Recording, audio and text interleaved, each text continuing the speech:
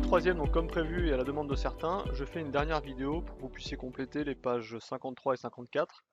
On n'a pas fini de compléter en classe, mais je vais commencer par la page 52, que la plupart d'entre vous avaient complété en classe, mais je vais la refaire puisque certains étaient absents, en particulier pour ceux qui étaient à la chorale. Donc pour ceux qui ont déjà complété la page 52, évidemment, il suffit d'avancer un peu dans la vidéo pour retrouver les pages 53 et 54.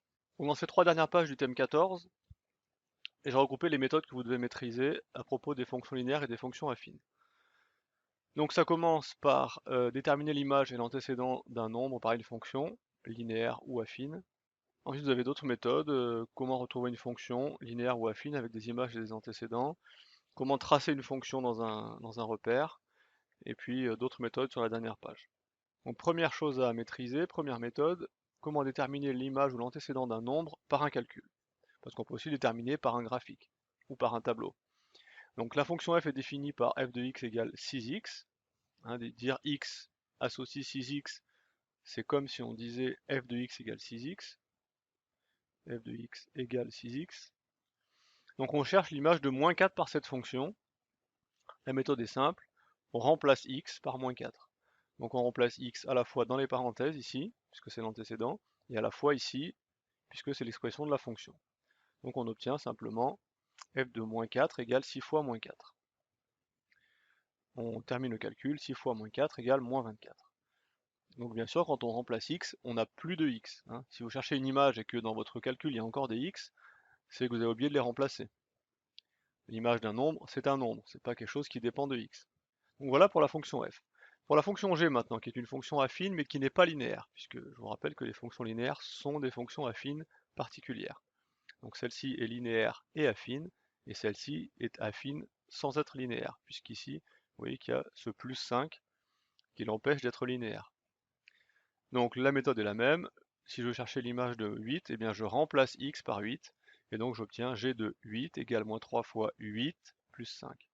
Donc on fait la multiplication en premier, moins 3 fois 8 égale moins 24, plus 5 égale moins 19. Donc l'image de 8 est moins 19, ou alors l'antécédent de moins 19 est 8. Je peux dire l'antécédent puisqu'il n'y en a qu'un seul. En général on dit un antécédent parce qu'on ne sait pas s'il y en a un ou plusieurs. Deuxième méthode que vous devez maîtriser, c'est comment est-ce qu'on détermine l'antécédent d'un nombre. Alors la méthode est la suivante. On va écrire que f de x égale 6x. Ça c'est la définition de la fonction qui est écrite au début de l'exercice, de l'énoncé ici. Et puis aussi on va écrire qu'f de x est égal à, puisque je cherche l'antécédent de 2,4, f de x égale 2,4. Donc, qu'est-ce que c'est qui est dans la parenthèse ici? C'est bien l'antécédent de 2,4. C'est le nombre par lequel je dois remplacer x pour que le calcul fasse 2,4. Donc je l'ai écrit en dessous ici en vert, l'antécédent de 2,4, c'est le x qui est ici dans la parenthèse. Alors f de x égale 6x et f de x égale 2,4. Donc je peux déduire de ces deux égalités une seule égalité qui est la suivante, 6x égale 2,4. Et j'obtiens ce qu'on a déjà vu, ce qu'on appelle une équation. Donc la méthode, ça consiste à isoler les x dans le membre de gauche et les nombres qui n'ont pas de x, les termes constants, dans le membre de droite. Ce qui est déjà fait ici. On a juste simplement donc à diviser 6x et 2,4 par 6. Pourquoi par 6? Parce qu'on a 6x. Donc on obtient x égale 2,4 divisé par 6, ce qui fait 0,4. 0,4 qui est donc l'antécédent de 2,4.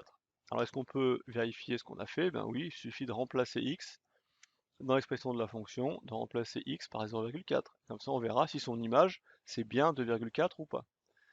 Donc je l'ai fait. On vérifie en calculant l'image de 0,4. f de x égale 6x, ça c'est l'expression de ma fonction. Je remplace x par 0,4 puisque je cherche son image. Donc 6 fois 0,4 égale 2,4. C'est bon, c'est gagné. On a bien trouvé l'antécédent de 2,4. Comment est-ce qu'on cherche maintenant l'antécédent d'un nombre par une fonction affine qui n'est pas linéaire? Eh bien la méthode est sensiblement la même. Je vais écrire ce que c'est g de x, moins 3x plus 5. Je vais dire que g de x, je veux qu'il soit égal à 23. Et encore une fois, je l'ai écrit en dessous. On a ici l'antécédent de 23, dans les parenthèses.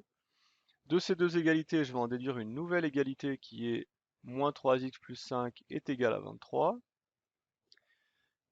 J'obtiens donc comme tout à l'heure une équation que je vais résoudre. Alors, comme dans toutes les équations, je me pose la question, est-ce que chaque terme est du bon côté de l'équation, dans le bon membre? Et bien ici, on a le plus 5 qui n'est pas dans le bon membre, il doit être dans le membre de droite, puisque c'est un terme qui ne comporte pas de x. Donc je vais le mettre dans le membre de droite sans oublier de changer son signe. Et j'obtiens moins 3x égale 23 moins 5. Je calcule 23 moins 5, j'obtiens 18. Moins 3x égale 18. Et comme tout à l'heure, je divise par moins 3. Donc x égale 18 divisé par moins 3 est égal à moins 6. Donc on a vérifié tout à l'heure que l'image de 0,4 c'était bien 2,4. On va vérifier ici maintenant de la même façon que l'image de moins 6 c'est bien 23, puisque c'est ce qu'on cherchait. Donc on remplace g de x égale moins 3 fois 6 plus 5. Moins 3 fois 6 ça fait 18. 18 plus 5 égale 23. Donc c'est bon, 23 est bien l'image de moins 6. Donc moins 6 est bien un antécédent de 23. Là encore, j'aurais pu dire l'antécédent puisqu'il est unique. Voilà pour ces 4 méthodes, en sachant qu'on en a principalement 2 puisqu'elles se ressemblent beaucoup. Comment on trouve l'image avec une fonction linéaire, comment on trouve l'image avec une fonction affine, comment on trouve l'antécédent avec une fonction linéaire, comment on trouve l'antécédent avec une fonction affine. Donc il n'y a pas de secret, pour maîtriser ces méthodes, il faut s'entraîner. Le faire pour quelques fonctions et quelques nombres, être capable de trouver rapidement l'image et l'antécédent sans hésiter à se dire en fait qu'est-ce qu'il faut faire, est-ce que c'est une équation, est-ce qu'il faut remplacer. Donc non, il faut être rapide et savoir tout de suite ce qu'on a à faire. Ensuite, sur la fin de cette page 52, je vous propose une activité qui a pour titre proportionnalité des accroissements. Alors ça fait un peu charabia, proportionnalité des accroissements, on se demande bien ce que ça veut dire. Alors vous allez voir que vous allez comprendre un peu plus tard à quoi ça sert. Ça sert à vous expliquer d'où vient cette formule, et à quoi sert cette formule. Elle sert à retrouver une fonction affine quand on vous donne deux nombres et leurs images. Alors, en quoi consiste ce tableau? Ce tableau il est constitué de 3 colonnes ici à compléter, enfin 4 avec l'énoncé. Dans chaque colonne, on a deux nombres qui s'appellent x1 et x2. Et je vous demande de calculer l'image de x1 par cette fonction-là, l'image de x2, la différence des antécédents, la différence des images, et puis le quotient des deux lignes précédentes, autrement dit le quotient des images sur les antécédents. Donc dans la première colonne, on a donc x1 qui est égal à moins 4, on a x2 qui est égal à moins 2. Donc si je veux f de x1, je prends ma fonction ici, moins 4x plus 3, comme on l'a appris ici, comme on trouve l'image d'un nombre, eh bien on remplace x par ce nombre. Donc si je veux l'image de moins 4, puisque x1 est égal à moins 4, je vais remplacer le x ici de la fonction par moins 4 justement. Donc ça me donne comme calcul moins 4 fois moins 4, ce qui fait 16, et 16 plus 3 est égal à 19. Ensuite, x2 vaut moins 2. Donc si je veux calculer f de x2, je vais remplacer x2 par moins 2. Donc ici, je vais remplacer x par moins 2. Moins 4 fois moins 2, ça fait 8. Et 8 plus 3, ça fait 11. x2 moins x1. Alors qu'est-ce que c'est x2? Eh ben, je vais voir ici. x2, c'est moins 2. Qu'est-ce que c'est x1? x1, c'est moins 4. Donc si on me demande de calculer x2 moins x1, ce qui est la différence des abscisses quand les points sont placés dans un repère, eh bien, je vais faire comme calcul moins 2 moins 4. Moins ici, qui est dû à la soustraction, à la différence, et puis moins, puisque moins 4 c'est nombre négatif. Donc moins 2 moins 4, ce qui fait moins 2 plus 4, ce qui fait 2. Entre parenthèses, n'oubliez pas d'utiliser votre calculatrice si vous avez encore des doutes sur les nombres relatifs. C'est dommage de maîtriser des méthodes compliquées ou des méthodes un peu techniques sur les fonctions affines, les recherches d'antécédents d'images, les équations, etc. Et puis de se tromper sur le résultat parce qu'on ne sait plus faire moins 2 fois moins 4 ou moins 2 moins 4. Donc au brevet ou même l'année prochaine, n'hésitez pas à l'utiliser votre calculatrice. Si vous avez un petit doute, c'est dommage de faire une erreur.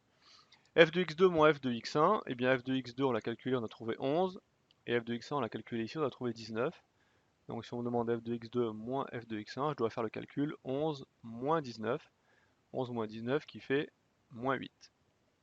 Et puis enfin, tout ça pour en arriver là, je dois calculer quoi? F de x2 moins f de x1, ça c'est ce que j'ai calculé dans la ligne 6, donc c'est moins 8, sur x2 moins x1, j'ai calculé ici, x2 moins x1, ça fait 2. Donc je dois calculer moins 8 sur 2. C'est une division, moins 8 divisé par 2, on obtient moins 4. Donc ce que j'ai fait pour le couple moins 4 moins 2, Donc j'avais deux nombres, moins 4 et moins 2. Ici, leurs deux images. Donc ce que j'ai fait pour ces quatre nombres, je vais le faire pour deux autres couples, ici, moins 1 et 2, donc un négatif et un positif, et deux positifs. Donc ceux qui étaient en classe l'ont fait eux-mêmes, plus ou moins. Donc si vous l'avez pas fait, si vous n'étiez pas en classe, vous pouvez mettre pause sur la vidéo et faire les calculs vous-même au crayon à papier pour voir si vous trouvez la même chose que moi. Donc l'image de moins 1, 7, l'image de 2, moins 5, la différence des antécédents, 3, la différence des images, moins 12, et le quotient des deux, moins 4. Et puis pour 3 et 4, l'image de 3, moins 9, l'image de 4, moins 13, la différence des antécédents, 1, la différence des images, moins 4, et le quotient des deux, moins 4. Alors, première question, que remarque-t-on pour les nombres de la ligne 5 et de la ligne 6? La ligne 5, c'était celle-là, 2, 3 et 1, et la ligne 6, c'était moins 8, moins 12 et moins 4. Donc, qu'est-ce qu'on remarque? On le remarque encore plus avec le calcul de la ligne 7, c'est que pour passer de cette ligne à cette ligne, dans chaque colonne, on fait 2 fois moins 4, 3 fois moins 4, 1 fois moins 4. Donc il y a le même coefficient dans chaque colonne. On a donc affaire à un tableau de proportionnalité, ce qui explique le titre de l'activité, proportionnalité des accroissements. Alors pourquoi des accroissements? Puisque accroissement, ça vient du verbe croître, et quand on calcule la différence de deux nombres, par exemple là je fais x2 moins x1, et ben je connais l'écart entre les deux nombres, donc je sais de combien le premier nombre a augmenté pour passer au deuxième nombre, si je peux dire ça comme ça. Donc si je suis passé de 11 à 19, quel est l'accroissement de combien j'ai augmenté? Ben, j'ai augmenté de 8. Je le trouve en faisant 19 moins 8. Donc en calculant des différences, comme ça on calcule bien des accroissements. Dernière question, que semblent représenter les nombres de ligne 7 dans l'expression algébrique de la fonction f? À chaque fois on a trouvé moins 4 comme résultat. Moins 4, moins 4, moins 4. Donc je vais les encadrer en rouge, tous ces moins 4, puisque c'était un peu le but de l'activité. Et le moins 4 qu'on a trouvé, il correspond au moins 4 ici de la fonction f, que je vais aussi encadrer en rouge. Alors on n'a pas fait une démonstration de cette propriété, hein. On l'a illustré, disons, avec trois couples de nombres, on ne l'a pas démontré. Quand on fait ce calcul-là, donc cette formule, f de x2 moins f de x1 sur x2 moins x1, on trouve un résultat qui est le coefficient de la fonction. Alors c'est bien utile, donc on l'énonce sous forme de propriété, soit f est une fonction affine définie par f de x égale à x plus b, il y a proportionnalité entre les accroissements de f de x et les accroissements de x, et on a a égale f de x2 moins f de x1 sur x2 moins x1. Donc il faut bien comprendre que le a dont je parle ici, peut-être lui mettre un petit peu de rouge aussi, lui. Donc ce a ici, c'est le a qui est ici, bien sûr. Voilà. On trouve le a de la fonction grâce à ce calcul. Donc on a les accroissements de f de x au numérateur et les accroissements de x au dénominateur. Et on peut utiliser cette propriété, comme je le disais à l'instant, pour déterminer une fonction affine. Donc c'est ce qu'on va faire tout de suite sur la page 53, où il nous reste deux méthodes calculatoires à voir. Donc si on fait un petit rappel, sur la page précédente on a appris à déterminer l'image, linéaire affine, à déterminer l'antécédent, linéaire affine. Il nous reste donc à déterminer la fonction avec une fonction linéaire et une fonction affine. Et on aura vu la totalité des méthodes de calcul, hein, sans parler des méthodes graphiques. Alors première question, déterminer la fonction linéaire f telle que f de 3 égale 5. Alors s'il n'y avait pas le mot linéaire là, on ne pourrait pas répondre parce qu'il y a plein de fonctions pour lesquelles l'image de 3 est égale à 5. Mais si on précise qu'elle est linéaire, alors il n'y en a plus qu'une. Donc on écrit d'abord f est une fonction linéaire, donc elle est de la forme f de x égale à x. Pourquoi la forme f de x égale à x? Puisque c'est la forme qu'ont toutes les fonctions linéaires. Un nombre fois x. Ensuite, on va écrire f de 3 de deux manières différentes. D'abord, f de 3, je l'obtiens en remplaçant x par 3 ici. Donc j'obtiens f de 3 égale, je vais peut-être mettre le a en couleur, a, et je remplace x par 3, donc a fois 3.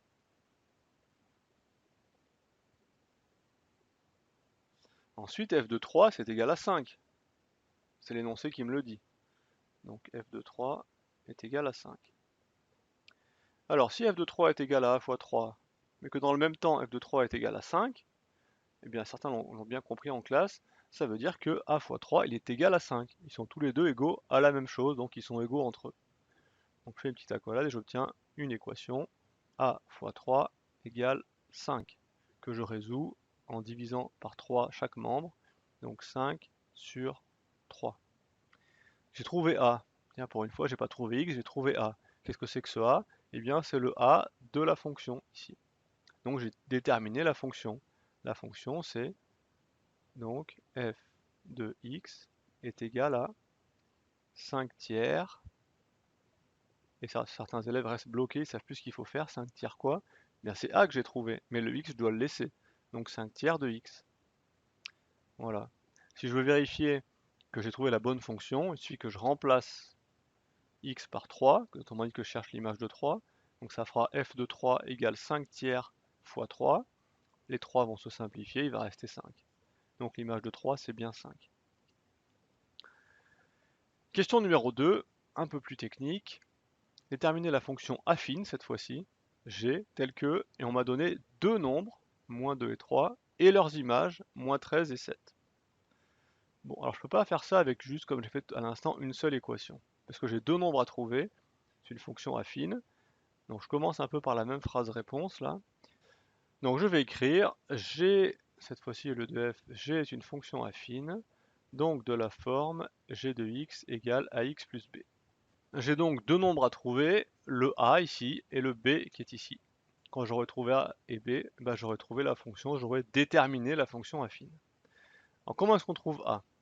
Eh bien, on trouve a grâce à cette formule qu'on a encadrée ici, sur la page précédente, f de x2 moins f de x1 sur x2 moins x1. Alors moi ici, ma fonction elle s'appelle plus f, mais elle s'appelle g, ça change rien, la formule est la même. Donc je vais écrire en rouge, parce que j'ai écrit le a en rouge, donc a égale g de x2 moins g de x1 sur x2 moins x1.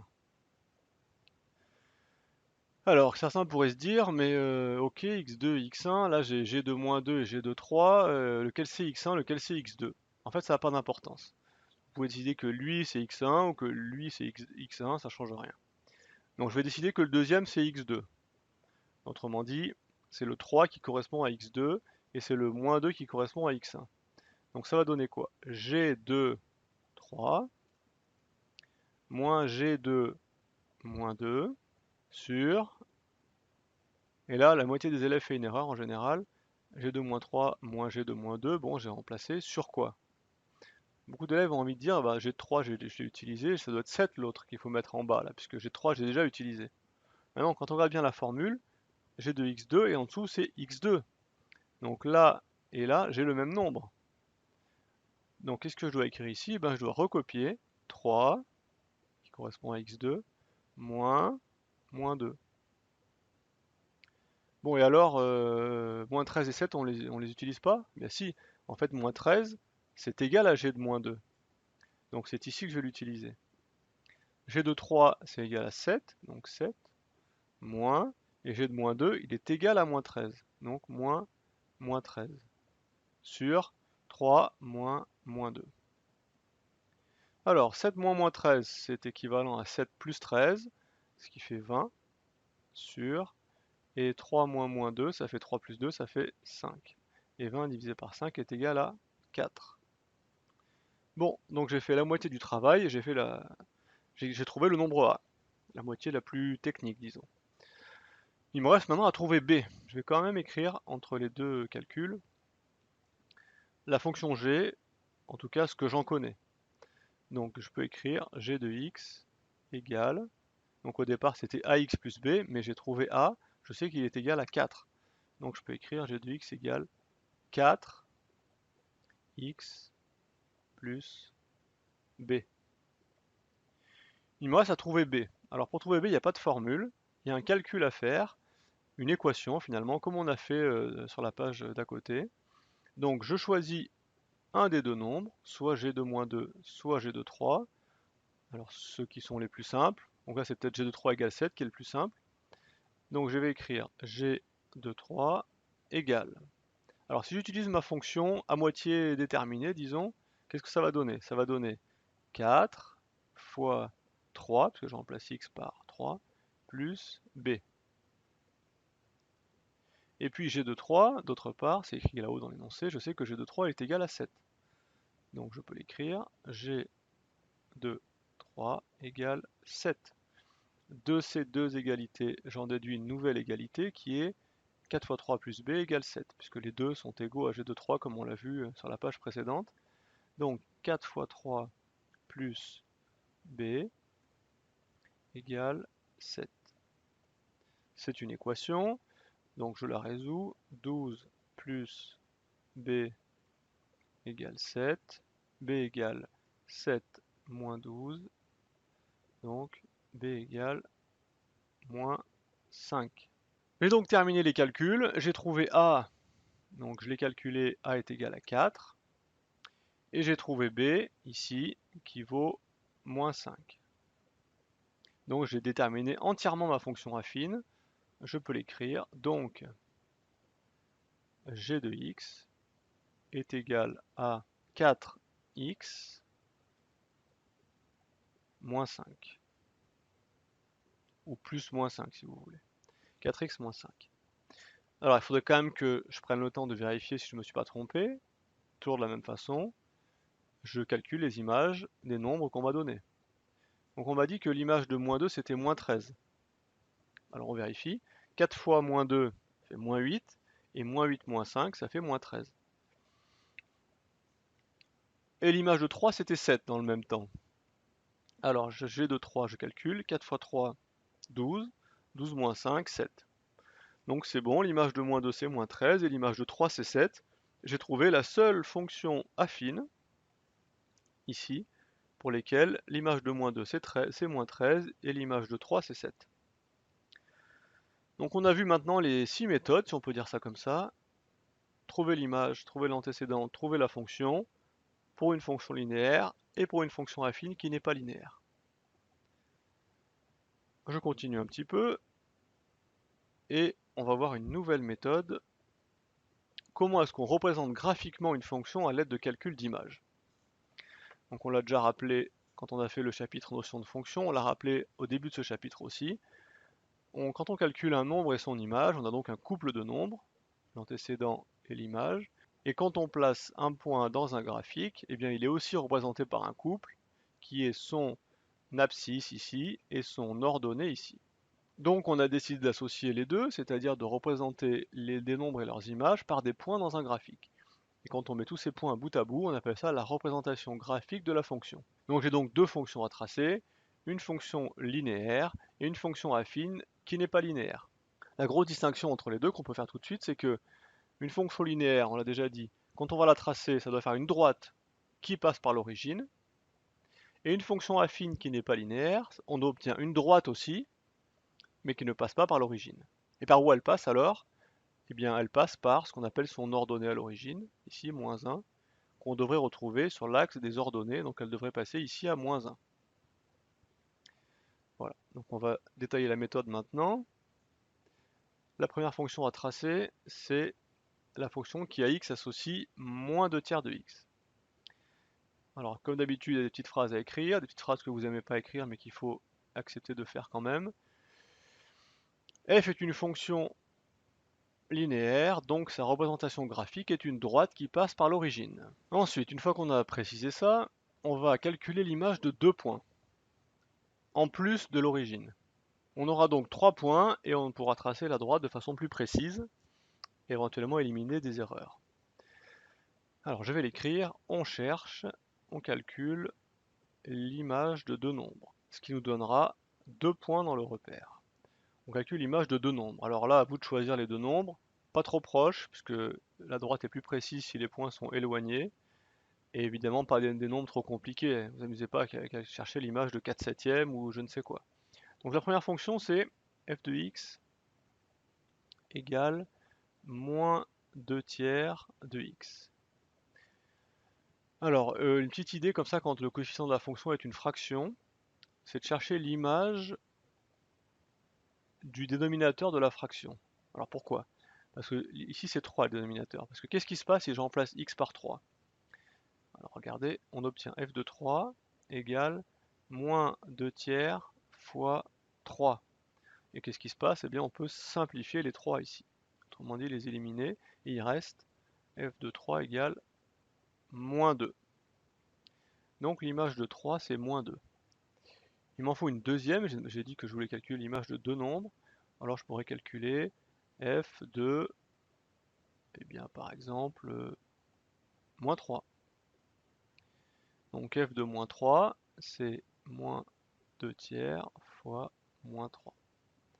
Donc les 3 là encore vont s'éliminer. Comme j'ai un nombre négatif multiplié par un autre nombre négatif, j'obtiens un résultat positif. Donc j'obtiens 2. Alors à quoi ça me sert d'avoir cherché deux images pour tracer juste une droite? Eh bien je sais que cette droite elle doit passer par deux points maintenant. Le point de coordonnées 3, moins 2, puisqu'ici l'antécédent c'est 3 et l'image c'est moins 2, ce qui veut dire que l'abscisse du point c'est 3 et son ordonnée c'est moins 2. Donc on va l'écrire, la droite passe par les points A et B avec leurs coordonnées. Donc A de coordonnées 3 et son image moins 2 et B de coordonnées moins 3 et son image 2. Alors je vais placer ces deux points. Le premier c'est 3 moins 2. Donc là j'ai mis des petits traits qui correspondent aux unités. Donc 1 ici, l'origine ici. Alors 3 et moins 2. 3 c'est l'antécédent qui commence par un A. Et ça commence comme abscisse, qui est l'axe horizontal. Donc 3 en abscisse, 1, 2, 3 c'est ici. Et puis moins 2 en ordonnée, donc moins 1 est ici, et moins 2 est ici. Donc où est-ce que je place le point? Certains ont compris ça depuis un petit moment maintenant. Donc je trace un segment comme ça, vertical, un segment horizontal, et à l'intersection de ces deux, eh bien j'ai le point A. Donc A est ici. Et puis il faut que je place le point B de la même façon. Donc lui ses coordonnées c'est moins 3, 2. Donc moins 3 en abscisse, moins 1, moins 2, moins 3, ça rentre pile. Et 2 en ordonnée, donc 1, 2. Donc 2 est ici. Et le point recherché est à l'intersection de ce segment et de ce segment. Donc le point B est ici. Donc vous voyez, j'ai des points qui sont assez éloignés, ce qui fait que ma droite va être assez précise. Et puis, je peux vérifier qu'elle passe bien par l'origine. Donc il me suffit maintenant d'aller chercher une règle, de la placer sur un point et sur l'autre, et de tracer une droite. Donc je ne m'arrête pas aux deux points, hein. Je peux évidemment dépasser les points, puisque c'est une droite, elle est infinie. Donc d'un côté comme de l'autre. Et j'ai tracé la droite qui représente la fonction linéaire f. Donc je peux écrire son équation, y égale moins 2 tiers de x. Alors je vérifie quand même rapidement par rapport à ce que je sais. Alors qu'est-ce que je sais? Que ça doit passer par l'origine. C'est bon, ça passe bien par 0. Alors pour ceux qui sont un peu maniaques, peut-être que mon tracé n'est pas parfait, je peux le décaler un tout petit peu. Voilà. Donc elle passe bien par l'origine. Et la deuxième chose qu'on a appris, c'est que le coefficient de la fonction, pour la droite, on appelle ça le coefficient directeur, ou la pente. Et quand il est négatif, on a donc une droite qui descend. Et c'est bien le cas ici, j'ai bien une droite qui descend. Et pour ceux qui ont bien suivi jusqu'au bout, comment je sais que ça descend bien de moins 2 tiers, entre guillemets? Alors ça veut dire que quand j'avance de 1, de 1 unité, donc je prends un point du quadrillage, c'est plus facile. Donc quand j'avance de 1, alors 1 sur ce repère, c'est deux petits carreaux. Donc je vais choisir un point du quadrillage, disons ici. J'avance d'une unité, donc deux carreaux. Et quand je veux retrouver la droite, je descends de, eh bien c'est dur de dire, hein, puisque là c'est 0, là c'est 0,5, là c'est 1. Donc c'est entre 0,5 et 1. Eh bien ce nombre, en fait, c'est 2 tiers. 2 tiers qui fait 0,66, etc. 666. Ce n'est pas un nombre décimal.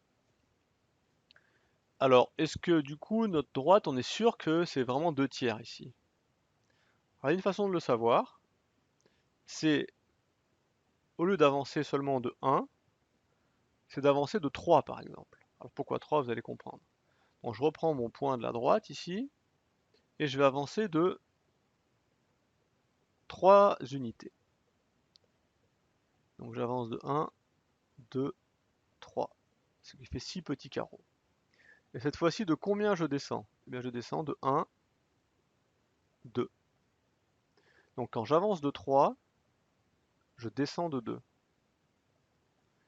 Et donc quand j'avance de 1, eh bien je descends de 2 tiers. C'est la propriété de Thalès finalement. En même temps, on peut voir, un peu sentir sur ce graphique la formule qu'on avait vue qui aurait été retrouvée A pour une fonction affine. Donc, je vous la remontre. F de x2 moins f de x1 sur x2 moins x1. Et j'avais écrit différence des ordonnées divisé par différence des abscisses. Alors ça prend tout son sens maintenant.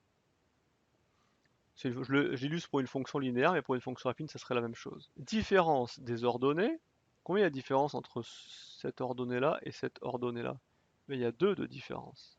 Une unité, 2 unités. Divisé par différence des abscisses. Combien il y a de différence entre ce point et ce point? Eh bien 1, 2, 3.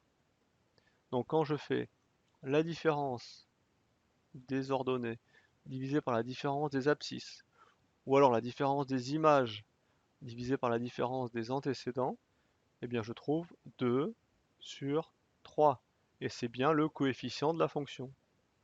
Moins 2 sur 3. Et on aurait pu voir ça sur n'importe quel point de la droite, ça aurait été la même chose. Hein, si je prends ce point-là, j'avance à nouveau de 1, 2, 3, et je descends de 2 de nouveau. Voilà pour la fonction linéaire. J'avais une deuxième fonction à tracer, c'est une fonction affine qui n'est pas linéaire, et qui est donnée par la formule g de x égale 3x moins 1. Alors je vais changer de couleur peut-être et je vais le faire en vert. Allez. Je vais tout écrire en vert. Alors pour f, on avait écrit f est une fonction linéaire, donc sa représentation graphique est une droite qui passe par l'origine. Est-ce que je peux écrire la même phrase pour la fonction affine? Eh bien pas tout à fait. Le début est le même, g est une fonction affine, donc sa représentation graphique est une droite, mais je m'arrête là puisqu'elle ne passera pas par l'origine. Elle passerait par l'origine si elle était linéaire, ce qu'elle n'est pas puisqu'on a ici moins 1. Donc je vais écrire g est une fonction affine, donc sa représentation graphique est une droite. Ensuite, la méthode est un petit peu la même, je vais chercher l'image de deux nombres. Donc je vais écrire, on calcule l'image de deux nombres.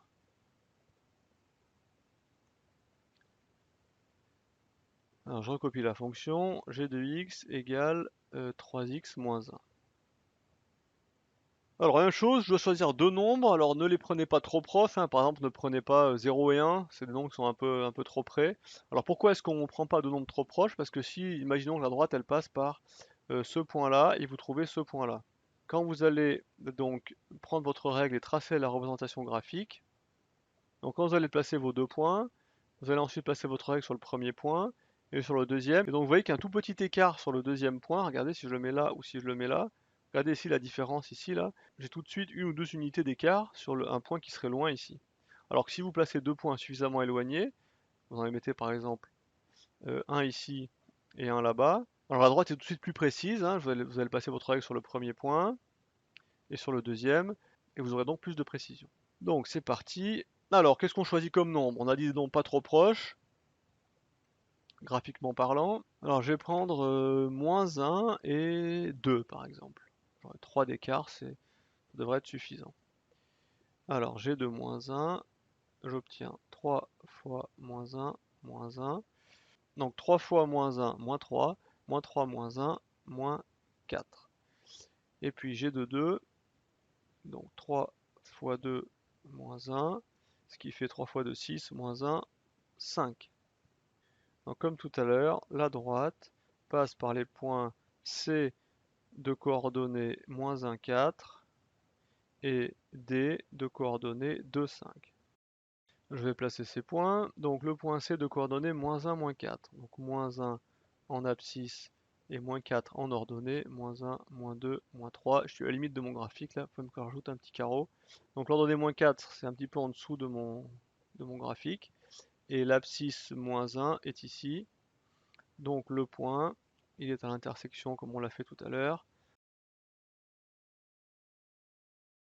Donc le point C est ici.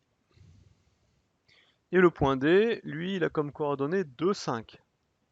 Donc 2 en abscisse est ici. 5 en ordonnée, est-ce que ça rentre? Alors 1, 2, 3, 4, 5. Donc c'est aussi une information à avoir en tête. Quand vous cherchez les images de deux nombres, si vous trouvez des résultats trop grands, il faut bien vous dire que ça ne rentrera pas dans votre graphique. Sauf si vous avez choisi une unité qui est adaptée. Par exemple de 10 en 10 ou de 5 en 5, etc. Donc l'image ici de 2, c'est 5. Donc j'ai placé 2 en abscisse, j'ai placé 5 en ordonnée. Donc les pointillés que je suis en train de faire, vous n'êtes pas obligé de les faire, hein. Une fois que vous avez compris, vous faites ça sans avoir besoin de tracer. Et le point D se situe à l'intersection ici. Alors j'ai le point C qui est ici, le point D qui est ici, ils sont assez éloignés. Je prends ma règle et je les relie.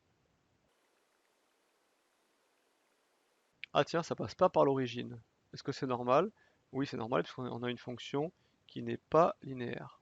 Alors on s'arrête un peu sur la représentation graphique de cette fonction. On a donc une fonction affine. Donc comme je viens de le dire, c'est normal qu'elle ne passe pas par l'origine. Elle passe par le point d'ordonnée moins 1. C'est normal puisque son expression c'était 3x moins 1 et que ce moins 1 s'appelle l'ordonnée, parce que c'est l'axe des ordonnées à l'origine. Donc c'est bon signe, on a bien une droite qui coupe l'axe des ordonnées à moins 1. Je vais écrire son équation à côté. Donc l'équation de cette droite, c'est y égale 3x moins 1. Alors pourquoi y? Eh bien simplement puisque les coordonnées d'un point, on les note sous la forme x, y. Donc x en abscisse, vous pouvez l'écrire ici si vous voulez, x, et y en ordonnée. Donc l'équation de la droite, c'est y égale 3x moins 1, ce qui veut dire que, on l'a déjà expliqué quand on a vu le chapitre notion de fonction, chaque point qui forme cette droite, hein, elle est formée d'un ensemble infini de points comme ça, et donc chaque point de cette droite, il a une abscisse et une ordonnée qui vérifient cette équation. Autrement dit, si je remplace x par son abscisse, je trouve un résultat qui est égal à y, qui est l'ordonnée de ce point. L'ordonnée à l'origine, c'est fait. On a expliqué que c'était le moins 1 ici. La droite qu'on a tracée coupe l'axe des ordonnées à moins 1. Alors, petit rappel, pour ceux qui n'ont peut-être pas bien suivi, qu'est-ce qu'il en est de ce 3 là? Qu'est-ce qu'on peut dire de ce 3? Alors déjà, comment ça s'appelle? Pour la droite, ça s'appelle le coefficient directeur. Pour la fonction, c'est le coefficient, et pour la droite, c'est le coefficient directeur parce qu'il dirige, parce qu'il donne la pente. Donc on l'a expliqué à l'instant pour la fonction linéaire, là qui descendait, donc il y avait une pente négative, et puis quand on avançait de 3, on descendait de 2. Donc quand on avançait de 1, on descendait de 2 tiers. Est-ce que c'est vrai aussi pour ça là? Eh bien oui, c'est encore plus facile puisque le coefficient ici c'est 3. Donc comment je m'en rends compte sur le graphique? Eh bien je choisis un point de la droite, si possible un point qui est sur le quadrillage, donc celui-là par exemple, et j'avance de une unité, autrement dit 2 petits carreaux.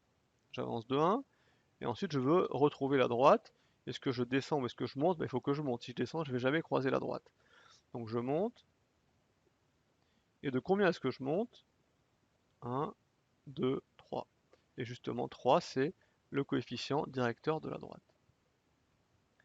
Donc j'avance de 1 et je monte de 3. Je peux m'écrire plus 3. Si c'était moins 3, je serais descendu de 3 unités. Donc le 3 ici me confirme bien que j'ai tracé la bonne droite. Elle passe par moins 1. OK. Et quand j'avance de 1, je monte de 3. Donc ça, c'est OK aussi. J'ai bien tracé la représentation graphique de la fonction g qui était définie par g de x égale 3x moins 1.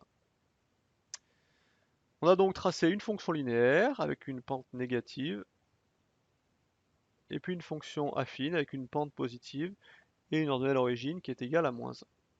On peut donc tourner la page et compléter la dernière page du thème 14 qui est la page 54.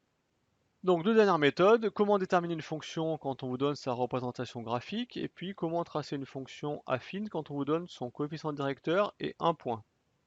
Je vous rappelle qu'on a appris à la tracer quand on donne 2 points par exemple. Là on vous donne le coefficient directeur et un point de la droite, comment est-ce qu'on peut la tracer? Donc première méthode, j'ai tracé deux droites. Alors déjà, comme ce sont des droites, on sait qu'on va obtenir des fonctions affines. Quand elles ne passent pas par l'origine, on sait qu'elles seront affines sans être linéaires. Et donc la question c'est comment est-ce qu'on peut retrouver à quelle fonction ça correspond ces deux droites. Alors si vous avez bien suivi les deux pages précédentes, vous avez quand même des indices. On va s'intéresser au point d'intersection de cette droite et de l'axe des ordonnées. Et puis on va s'intéresser à la pente. Alors on va prendre la première. À quel point est-ce qu'elle coupe l'axe des ordonnées? Alors on va d'abord remettre les unités. Donc 1 ici, 1 ici. Donc il suffit de compter. Là on est à 2, 3 et 4. Alors évidemment, comme toute méthode qui utilise une représentation graphique, elle est forcément imprécise. Si c'était 4,01, je ne pourrais pas le savoir. Ou 3,99 non plus. Donc ceci étant précisé, la droite coupe l'axe au point d'ordonnée 4. Et donc on sait que la fonction va être de la forme f de x égale quelque chose x plus 4. Et il me reste à trouver ce quelque chose x. Et ça, c'est le coefficient de la fonction, et c'est la pente de la droite. Donc on l'a expliqué déjà. Je vais reprendre mes petits pointillés rouges. Je vais choisir un point du quadrillage où passe la droite. Alors ça peut être celui-là, celui-là, etc. Et puis je vais avancer de, pas forcément de 1 carreau, mais de 1 unité. J'avance de 1, et qu'est-ce que je fais pour retrouver la droite? Est-ce que je monte? Bah non, il n'y aura jamais la droite là-haut. Je descends. Et donc je descends de un petit carreau qui correspond à la moitié de 1 unité, donc de 0,5. Donc quand j'avance de 1, je descends de, alors je vais mettre un moins 0,5. Alors pourquoi moins? Bah parce que je descends. Plus, c'est si je monte. Donc j'ai trouvé mon coefficient, c'est moins 0,5. Donc j'ai trouvé graphiquement ma fonction f de x égale moins 0,5x plus 4. Moins 0,5 parce que c'est la pente. Quand j'avance de 1, je descends de moins 0,5. Et plus 4 parce qu'elle coupe l'axe ici à 4. Deuxième fonction. Alors bien sûr, si j'avance de 1 et que la droite elle repasse pas sur le quadrillage, eh ben, c'est un peu plus compliqué. Soit on va donner une valeur approchée, on va dire c'est peut-être moins 0,4, peut-être moins 0,3. On essaie d'être aussi précis qu'on peut. Soit on avance un peu plus, avec la méthode qu'on a vue. Soit on peut avancer, au lieu d'avancer de 1, je peux avancer de 2, de 3, de 4, etc. En sachant que quand j'aurai avancé suffisamment pour trouver un point où elle repasse sur le quadrillage, il ne faudra pas que je me contente de lire de combien je suis descendu. Il faudra diviser ce nombre par la différence qu'on a expliqué tout à l'heure de combien j'ai avancé, entre guillemets. Je peux donner un exemple si vous voulez. Si je trace une droite comme ceci, voilà. Donc si je refais ma même méthode que tout à l'heure, que j'avance de 1, eh bien c'est pas évident de savoir de combien je descends là. Je vois que ça dépasse 0,5, mais 0,6, 0,55, j'en sais rien. Donc la méthode peut être la suivante. J'ai trouvé un point du quadrillage ici, un point où la droite passe sur le quadrillage. J'en cherche un autre. Eh bien, ici par exemple. On voit qu'elle repasse sur le quadrillage. Alors qu'est-ce que je fais? Eh bien, j'avance de combien pour retrouver ce point-là? J'avance de 1, 2, 3, 3,5.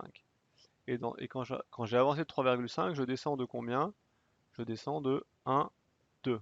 Eh bien la pente, ça va être 2 divisé par 3,5.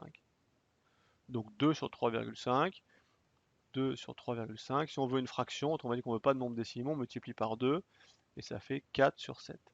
Donc cette droite-là, elle a une pente de 4 septièmes. Donc deuxième fonction tracée, la voici. On voit déjà qu'on a une droite qui monte, qui est croissante, et donc on aura une pente positive. Alors même chose que tout à l'heure, on va commencer par le plus simple, qui est l'ordonnée à l'origine. Donc l'ordonnée à l'origine, à quel point est-ce que la droite coupe l'axe des ordonnées? Eh bien, elle le coupe ici. Donc tout à l'heure, je remets mes unités. Elle le coupe à moins 1.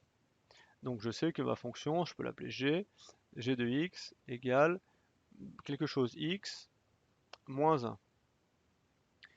Et donc le coefficient maintenant, même méthode que tout à l'heure, je trouve un point du quadrillage. Alors celui-là par exemple, j'avance de un carreau, j'avance de une unité, deux petits carreaux, et je monte jusqu'à ce que je retombe sur la droite. Ici, j'ai avancé de 1, je suis monté de 2 unités, donc j'écris ici plus 2. Et j'ai donc trouvé graphiquement mon coefficient 2. On a donc ici une représentation graphique de la fonction g de x égale 2x moins 1. Et pour finir, une toute dernière méthode. Comment est-ce qu'on peut représenter graphiquement une fonction affine alors qu'on vous donne son coefficient directeur et un point de la droite, moins 2, moins 1? Eh bien, vous allez voir que c'est pas difficile. On va commencer par le seul point qu'on connaît. Donc le point de coordonnées moins 2, moins 1. Donc je vais d'abord placer ce point, moins 2, moins 1. Donc moins 2 en abscisse est ici, et moins 1 en ordonnée est ici. Donc le point A que l'on m'a donné, il est ici. Le point A. Donc on m'a donné un point A et on m'a donné son coefficient directeur qui est égal à 2. Alors coefficient directeur égal à 2, ça veut dire, on l'a vu suffisamment maintenant, que quand j'avance de une unité, je dois monter de 2 unités. Donc la droite va passer également par ce point-là. Et je peux refaire le même mouvement. Quand j'avance de 1, je monte de 2. Je retiens comme ça un troisième point. Quand j'avance de 1, je monte de 2. J'obtiens ici un quatrième point. Donc je sais que la droite va passer ici, ici et ici. J'ai largement assez de points pour pouvoir la tracer. Et écrire à côté son équation. Y égale... Alors y égale quoi au fait? Eh bien, quel est le coefficient directeur? 2.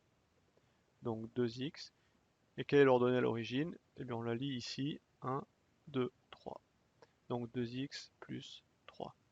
Donc quelle est la méthode? Vous pouvez l'écrire à côté. On place le point A de coordonnées moins 2, moins 1, et puis on utilise le coefficient directeur pour trouver d'autres points de la droite. Alors pour les plus malins d'entre vous, c'était pas prévu dans cette méthode, mais vous devriez être capable, avec ces informations, le coefficient directeur de la droite et ce point, de trouver de façon calculatoire cette fois-ci et pas géométrique, de trouver l'expression de la fonction. On avait trouvé 2x plus 3 graphiquement. Alors je peux vous le montrer si vous voulez. On sait que f de x est une fonction affine. Donc elle est de la forme f de x égale ax plus b. Ça nous fait réviser la méthode de la page précédente. On sait aussi que le coefficient directeur il est donné. Le coefficient directeur c'est 2. Donc on sait même plus que ça, on sait que f de x est égal à 2x plus b. Et donc on a finalement juste à trouver b. Et on nous a donné un nombre et son image, puisqu'on nous a donné un point de la droite. On sait que l'image de moins 2, c'est moins 1, puisque le point de coordonnées moins 2, moins 1 appartient à cette droite. Donc il suffit que j'écrive f de moins 2 égale, je remplace x par moins 2 d'abord, donc 2 fois moins 2 plus b, et puis f de moins 2 égale, c'est écrit ici, moins 1. De ces deux égalités, j'ai déduit l'équation 2 fois moins 2, moins 4, plus b égale moins 1. B égale moins 1 plus 4, B égale 3. Et j'ai trouvé par le calcul, ce qu'on a trouvé graphiquement, que l'ordonnée à l'origine de la droite était 3. Et donc la fonction, qui n'était pas donnée, on l'a retrouvée nous-mêmes, f de x égale 2x plus 3. Ça me permet de vous rappeler que quand on vous pose la question, par exemple, est-ce que le point A, moins 2, moins 1 est un point de la représentation graphique de telle fonction? Qu'est-ce que vous devez faire? Vous devez prendre le premier nombre, calculer son image par la fonction qui vous est donnée et voir si l'image en question c'est bien l'ordonnée du point ou pas. Donc si l'image de moins 2 c'est moins 1, vous répondez oui, c'est bien un point de la droite ou de la courbe. Et si l'image de moins 2 c'est pas moins 1, ben vous répondez non, c'est un point qui n'est pas sur la droite ou qui n'est pas sur la courbe. Bon, on a terminé de compléter donc cette page 54. Donc il faudra bien sûr que vous fassiez des exercices d'entraînement sur toutes ces méthodes hein, pour pouvoir les acquérir. Comment on cherche les images, comment on cherche les antécédents, comment on retrouve la fonction, comment on trace une courbe, comment on vérifie le coefficient directeur d'une droite, son ordonnée à l'origine. Il y a finalement pas mal de méthodes à ne pas mélanger. Et puis je peux pas conclure cette vidéo sans remercier les 3e 3 et 3e 4 avec qui j'ai passé une super année 2020-2021. Donc bonne continuation à tous. Et puis de toute façon on se retrouve la semaine prochaine pour réviser pour le brevet.